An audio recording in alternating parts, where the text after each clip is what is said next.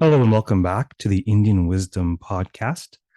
I'm your host, Dr. Raj Balkaran. More importantly, you are looking for informative, entertaining, inspired insight which you can apply to your life in these times. You found the right place. Last episode, we talked about the wisdom of world affirmation. The idea that the world is not an obstruction to your spiritual growth, your evolution, your learning, your wisdom gleaning, but the world, once sensibly and attentively engaged, is actually an instrument to your awakening.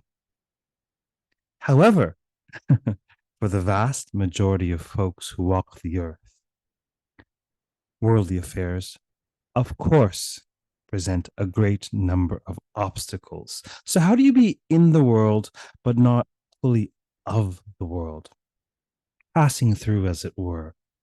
This actually, to my mind, is the central thrust of the Bhagavad Gītā, the cream of the crop, the essence of Hindu philosophy, which actually owes its heritage from Vedic world affirmation and Upanishadic world denial. And so, by the time of the crafting of the epics, the great epic tales, the Ramayana and the Mahabharata, and of course, as many of you know, the Bhagavad Gita is but a tiny sliver of the great gargantuan epic Mahabharata. By the time of the crafting of the epics, the Indic world has to domesticate and integrate the wisdom of the ascetics into life in the world in a meaningful manner. And so there's a brilliant synthesis that Krishna advances in the Bhagavad Gita of what this might look like. Now, some may take it as sophistry, some may take it as profound wisdom. You be the judge. But Krishna calls Arjuna, his warrior interlocutor in the Bhagavad Gita, to embrace his duty. And of course, this is a moment where his duty is very bloody, gory, distasteful perhaps. He's called to engage in the wretched enterprise of war. But he's called to engage his duty in the spirit of detachment. So, in a sense, be in the world with your hands and your feet, but renounce with your head and your heart. The crucial move that the Bhagavad Gita makes is that it doesn't matter what activities you undertake, what actions in which you're ensconced. And indeed, you ought to be ensconced in action, or how else can you perform your duty? The Gita is clear that one needs to perform one's duty, but not be attached. Now, this may be a walking contradiction to some. To others, this might be a brilliant, brilliant solution. But the idea of being a soldier, so to speak, for all of us, with our hands and our feet, with our activities, but somehow to cultivate the spirit of detachment with our heads and our hearts, our spirits, if you will, this idea is quite compelling.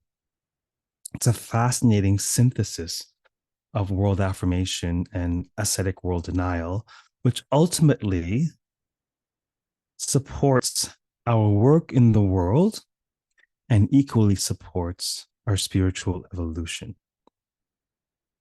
Now, I've heard that many of you enjoy a tale or two when told live, perhaps by yours truly. A great many comments have come into my inbox since the podcast has commenced a short 2 episodes ago about the allure of storytelling and its power. And there will certainly be an episode or two in the not too distant future decoding, unpacking the power of story, the imperative of story for the encoding and the disseminating and the propagating of ideas, of ideals, of experiences. But today, like the first 2 episodes, rather than talk about story, you'll have yet another chance to experience a story world with little nuggets of wisdom sprinkled therein. So once upon a time, a long, long time ago, in a village in the Himalayan peaks, the northern Himalayas, the northern part of South Asia, of Bharata, of India. It was in this village, a sage, a holy man, a sadhu, and he was very much detached, or so he'd like to think, from world affairs. He never married, he never had children, and he stayed in his hut most of the day, performing penance, performing puja even at times. He had at his shrine, at his altar, a murti, an embodiment of the deity Shiva, Lord of Yogis, Yogeshwara, Lord of Beasts, Pashupati. So much to be said about the glorious Shiva. But for today, just understand that Shiva was his Ishtadevata, his chosen form of the divine upon which to ideate for his spiritual evolution. Actually, Shiva was the presiding deity of the entire village. It was the Grama Devata. Okay? So he was performing puja, penance, ritual worship to Shiva day in and day out, uttering sacred utterances, mantra, making offerings at his altar with devotion, offerings of flame, of incense, of fruits, of flowers, of water, of various foods to his altar, to his shrine, meditating on the energy of Shiva day in and day out. Fairly steadfast was his devotion to Shiva. Now, every now and then, this holy man would be slightly distracted by the goings and comings of gentlemen who went by his hut. Who were these men? Where were they going? They were going to visit a woman in his neighboring hut. And much to this holy man's disdain and scorn, the woman next door was a prostitute, a sex worker. And her clients, her Johns, would come in day and night.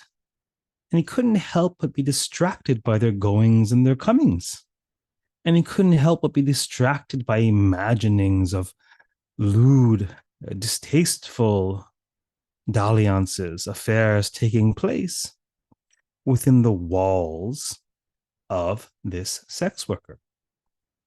Now, the man, to his mind, did not think of her as a sex worker, nor did he think of her as a prostitute. To his mind, he would think of her as the whore, the village whore. And so there's a fair bit of judgment and scorn because he knew too well that the scriptures call one to brahmacharya, to chastity, as much as possible. And so what could possibly be the fate and the karmic increment of engaging in such activity day in and day out? So the man's pseudo-steadfast devotion to Shiva was nevertheless interrupted quite often by the goings and comings of the Johns of the whore next door. Now, one day, perhaps by chance, perhaps by divine intervention, an avalanche descended upon the village and wiped out all of the souls therein.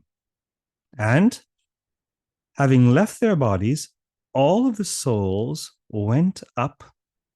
We can think to some analog to the pearly gates, the Indic pearly gates in the Himalayas, the sorting center, of course, because as we well know, in the Indic context, rare indeed are they who can live for the rest of eternity in heaven or liberation in some state of freedom, and indeed the vast majority of souls are recycled, if you will. They're circulated back into Prakriti, back into material creation, according to their karmas and according to their karmic deaths and their impulses and their desires and the proclivities, and hence we all return to this earth according to Hindu philosophy again and again and again. And so all of the souls from this wiped out village ascend to the abode of Shiva to meet the maker, as it were. And they couldn't quite access Shiva directly. You know, Saint Peter, he's a quite busy man. He's even working in the Indic skies in these times, apparently. He's at these pearly Himalayan caves. And the sadhu, the holy man, enters the gates and he smiles. And Saint Peter smiles back at him. And he's prepared after a life of steadfast devotion to be accepted into life everlasting in the glorious presence of the great God, Shiva. And in anticipation, his eyes lock with St. Peter and smiles. But St. Peter doesn't quite beckon, but just politely smiles. And out of the corner of his eye, he notices the woman next door. To his mind, the village war. And St. Peter's gaze switches from him to the woman and beams her a glorious smile and says to her, "Welcome, milady, welcome to life everlasting. Welcome to the abode of Shiva." And she is admitted entrance beyond the gates. And the man looks at St. Peter, and St. Peter smiles and says, "Well, good sir, you have done great works in this life indeed, but your training is not complete. You have some more to learn." The saint, the sage, the sadhu, the so-called holy man was aghast, absolutely aghast. Not so much surprised, perhaps, that he had more to learn, for he well understood the vastness of the journey of birth, death, rebirth, and the multitudinous lives to be lived and the various lessons to be learned. He wasn't so much surprised that he had more to learn, but he was utterly confounded and flabbergasted that the whore next door gained entrance to life everlasting. How could this possibly be? Indeed, he couldn't contain his discontent, his disgruntled nature, his confusion, his confoundment. And he said to St. Peter, "Wait, I have more work to do. Surely I accept this, but she gets to pass? Are you kidding me? How is this possible?" And the saint smiled and said to the holy man, "Well, are you sure you wish to know why it is that she gained entrance and you have not?" And the man said, "Of course I do. And I wish to understand. Obviously, brahmacharya is important. I've practiced it most of my life wherever I could. Clearly, I've experienced the power of it. It's more than a concept. You know, if this is the case, if the Shastras, if the scriptures are correct, and this is the case, then how on earth could this woman enter the gates of heaven?" And the sage said, "My dear sir, have you not read the Bhagavad Gītā? Do you not understand the wisdom contained within?" And the man said, "Yes, I know it front to back, back to front." "All right," said the St. Peter, who apparently was versed in all scriptures. "Call to your mind chapter 2, verse 48. Do you remember what this shloka, what this verse says?" And the man said, "Of course I do.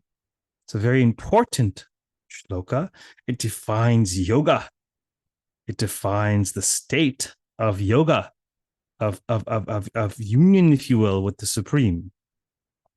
It says, Yogastha kuru karmani sangam tyakva dhananjaya siddha siddhyo samobhutva samatvam yoga uchate." And what does that mean? That means that you should do your duties, perform your duties, situated in the state of yoga, having abandoned attachment. View success and failure the same. Yoga is called equanimity.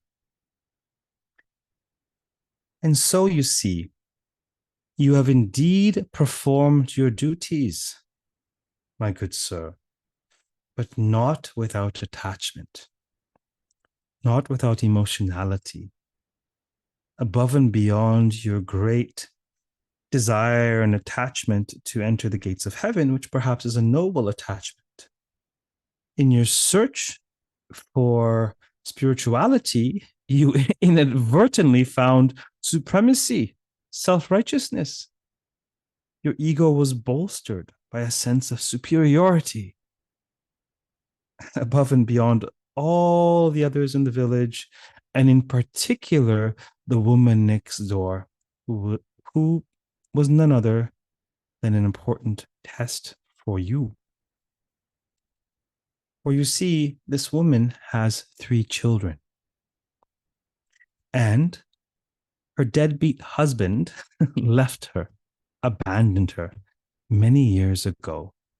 There will come a time, some centuries from now, when women may work. But in these dark ages of the earth plane, they cannot. And so, when they do not have the support of a male in the society that you've set up, it is rather inequitable, but in time that will be corrected. They have little recourse. And so, she took up the only work she could in order to feed her children. And while she was servicing her Johns with her body, her soul and mind were on Shiva, or on the divine. Indeed, she thought nothing other than her children, their welfare, their future. She was able to perform her duties, however seemingly disdainful. Do you think it is not disdainful and disturbing to slaughter your kith and kin in a battle for power, for the throne? This is what Krishna was calling Arjuna to do. But equipoised in the spirit of detachment. Similarly, this woman engaged this seemingly disdainful duty, but she did so in the spirit of detachment. And ironically, while you were worshiping the Lord, you thought more of her employment than she herself did as she was performing it. The man was humbled, and he was filled with authentic compassion for the woman next door. And he was filled with remorse, contrition for having judged her so. And he was filled with insight for understanding that even in the name of spirituality, of religion, of piety, of virtue, of dharma, even in the name of righteousness, to be self-righteous is not righteous at all. He understood. And he asked quite humbly and sincerely, what must I do to atone, to purify? How may I purify myself so I might be worthy for life everlasting in the abode of Shiva? And the man said, Saint Peter said, are you sure you wish to know this? And the holy man said, I do indeed. Is there any way for me to exhaust all of my karma in one life on the earth so I may expedite my karmic journey and more quickly reach the abode of Shiva? And Saint Peter said, there is a way. It will be difficult. Are you sure you wish to know what it is? The man said, yes, indeed. I wish to know the most expedient path, however difficult, and I will pray for the strength to endure it, so I may most expediently return to the pearly gates for once and for all. And the man said, your karmic account is fairly clear. There are a couple minor vasanas, patterns you need to work out, but you've done quite well. But the major sin, papa, the major non-meritorious incurring that you have done has been from this life. And so, to atone, you need to descend in the body of a woman, and you need to experience what it means to have no other recourse, to survive and support your children, but to sell yourself in such a way. And you need to day in and day out bear the scorn of a self-righteous bastard, telling himself he's a holy man. Indeed, he is a holy man, but his self-righteousness can be a bit much. And bear this scorn with equanimity and poise. And if, and only if, you can accomplish this in the course of this life, it shall be your last. The sadhu bowed before the saint and said, I accept, I shall do my best. I pray for the strength, the absolute strength and integrity that it took to endure that. Now, this woman is my guru.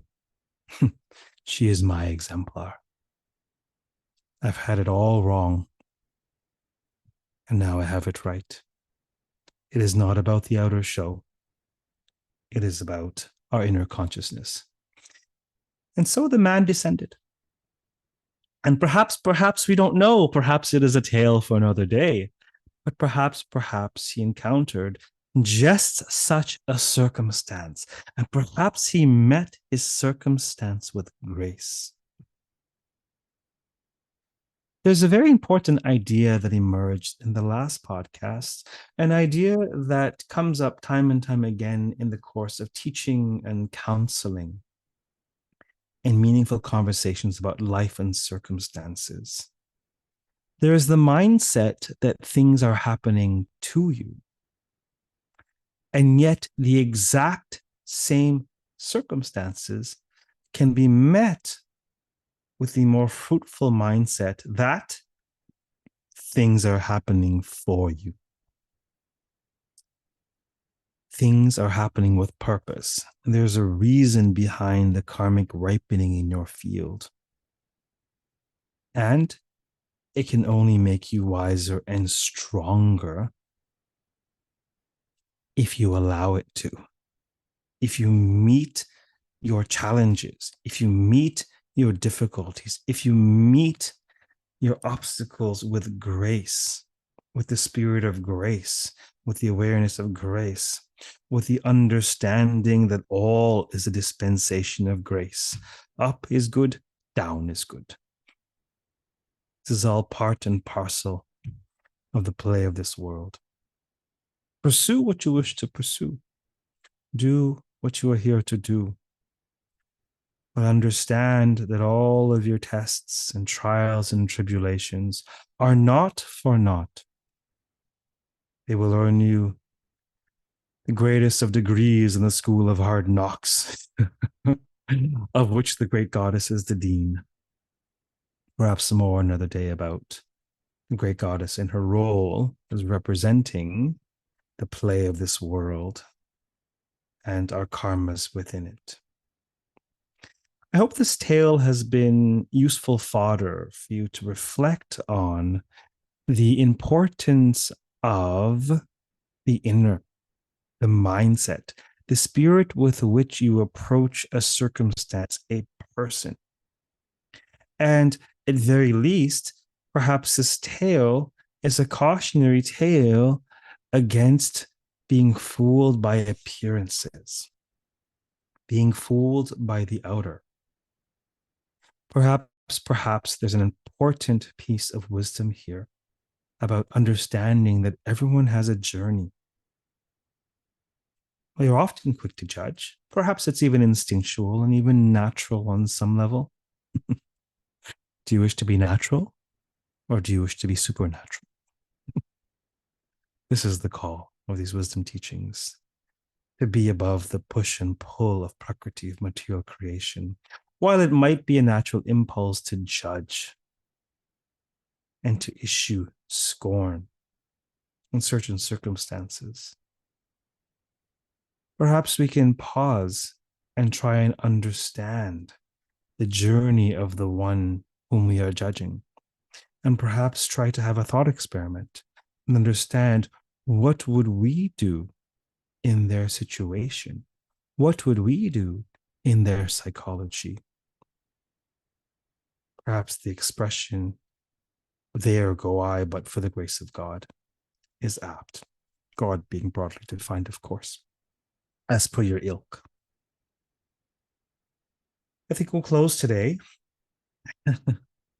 having told the story of the holy man and the whore, a purposely provocative title, partially owing to a love of alliteration, but also to show us at the end of the day which of the two, the holy man or the whore, which of the two were ensconced in sin and which was the exemplar to be followed. I hope you've enjoyed these teachings and this tale a fraction as much as I've enjoyed sharing it with you. Keep well, keep listening. Feel free to reach out if I can be of service in any way. You can study with me at indianwisdomschool.com. And to get a sense of my greater mission, rajbalkaran.com. Until next time, pay attention to your circumstances and try to understand what is happening for you. Namaste.